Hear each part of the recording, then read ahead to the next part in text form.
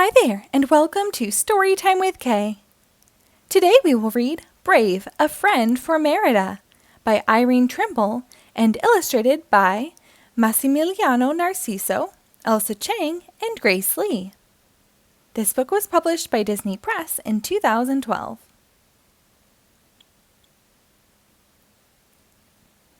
It was a beautiful day in the Highlands, perfect for a ride in the woods. Princess Merida ran happily into the castle stable. "Angus!" she called, but her beloved horse and best friend was nowhere to be found. Finally, Merida spotted Angus outside. He was helping the stable master carry a load of stones near the edge of a very high bridge. "Uh-oh," said Merida, hurrying toward her friend. Merida knew that although Angus was big and powerful, even he got frightened at times. He spooked at loud noises, he was scared of the dark, and he really did not like heights. When Merida arrived at the bridge, Angus was rearing and bucking. Merida flung her arms around Angus to calm him down. "Ah, you're fine now, lad," she said, soothing the big horse. Merida led Angus away, and the two raced joyfully into the hills beyond the castle. Feeling free, they went farther from home than either of them had dared to go before. As the afternoon light began to fade, Merida and Angus came across an old road that led into a dark, misty wood.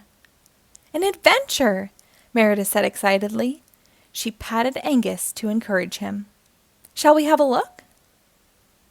They passed a crumbling stone tower and the spooky remains of an ancient manor. The mist thickened and the forest became darker.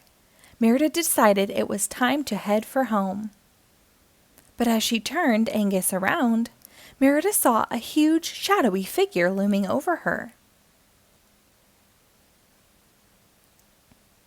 "What is it?" Merida whispered, trying to see more clearly. "Could it be a bear? Or is it a ghost?" Slowly, she pulled out her bow, just in case. Suddenly, a twig snapped. Angus jumped sideways, nearly throwing Merida to the ground. "It's only a bird," the princess called out. But Angus was too startled to listen. With a frightened whinny, he took off like a shot.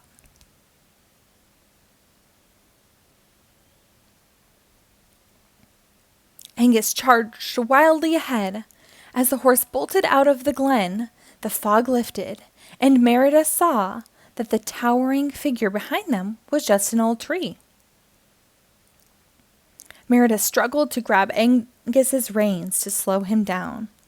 Angus raced forward, toward the edge of a cliff. Merida pulled back desperately on her horse's reins. "No, Angus, stop!" Merida shouted, but it was too late. They were about to tumble over the edge. Just then, Merida spotted a ledge on the opposite side of the ravine. It was very far away. Merida leaned forward and hugged her friend. "Angus," she said, "you need to jump. I have full faith in you."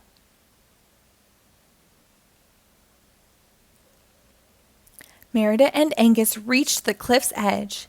Angus was terrified, but he trusted his best friend and knew she believed in him. Angus didn't stop. With every ounce of his strength, the horse leaped high into the air, sailed across the ravine, and landed safely on the other side. Angus didn't stop running until he and Merida were back at the castle. Safe at home, Merida felt a surge of love as she hugged Angus. Believing and trusting in each other had saved them both. As she gazed contentedly at the big horse, Merida knew that she and Angus would be best friends for life. The end. Thank you for reading along. Be sure to rate and follow us for new episodes posted daily.